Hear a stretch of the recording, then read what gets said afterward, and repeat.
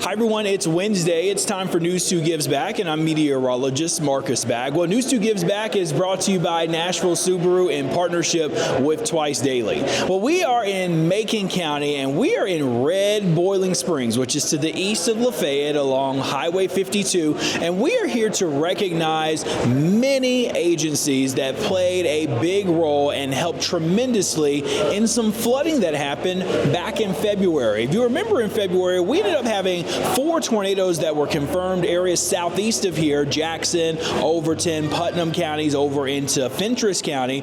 But we also had some flooding too, and those storms, before they produced the tornadoes, did a lot of heavy rain incidents in portions of Kentucky and here in portions of Macon County. And there is a residence here, the Palace Healthcare and Rehabilitation Center, that had a lot of water that came in, and it led to some flooding issues. So to share with more about that, I want to introduce you to these 3 gentlemen. They were playing a very critical role in what was taking place. So this is Don Stevens. He's the Emergency Management Director for Macon County. I have Mr. Randall Bray, who is the Fire Chief here for Red Boiling Springs. And then finally, I have Mr. Daryl Braswell. He's the Palace Maintenance Director. So let me first start with Mr. Stevens. Thank you so much for all of your time this morning. But tell us a little bit more about what took place that day. You all had a lot of rain, and then you had some incidents begin to arise with flooding issues.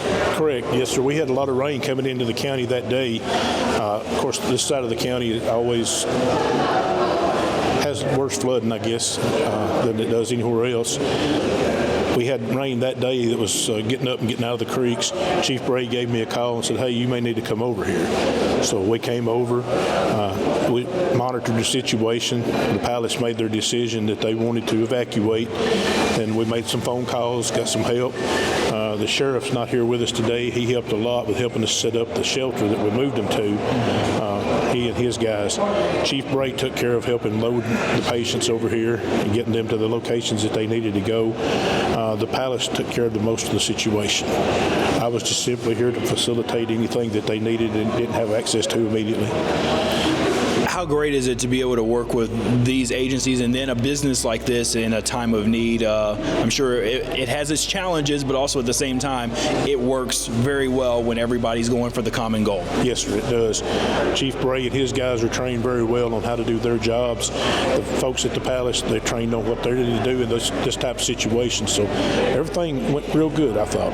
Okay, that's great. Well, Chief Bray, I want to ask you, what type of training do you all prepare for situations like this when you have rising water? And there have been instances like this in the past here in this area, especially with it being kind of a low-lying spot where you get a lot of water runoff. Yes. We just watch the water situation and stuff and all, and we all work together and do a good job. Goes getting very high. We moved the residents. It all went good and smooth. We all, like I said, worked together and done a great job. Tell us about your team that was working that night to help. Did you have to call in extra people, or did you have a set team of people? We page it out to ones show up to the fire hall that can come and help. They come and help. We watch the water. When it's going to rain a lot, we set up, stay at the fire hall here or whatever, and we help watch the creeks pretty well. We got marks on the bridge. We watch forward. If they go to getting close to the top 2.5, we go to getting more serious what we got to get done to get the patients moved or whatever, get prepared. Awesome. Thank you all so much for being prepared and ready to go. Mr. Braswell, let me end with you here at the facility here at the Palace. What was it like for the residents during this time when the water started rising very quickly?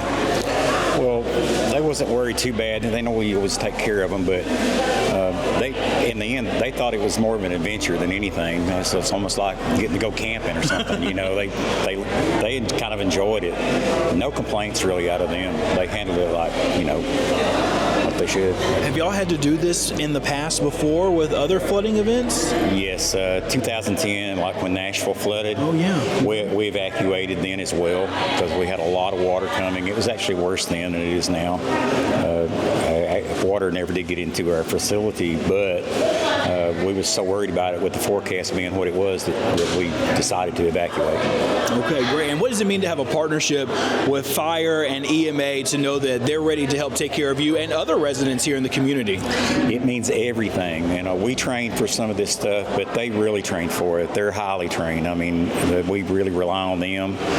They're here for us a lot of things. If we get a tornado spotted in the county, they'll call us and say, "Hey, there's a tornado dead on the ground, you better get your patients out, into the hallways. They're always looking out for us. So Wow, that's yeah, great. a lot of training goes on, and we appreciate that.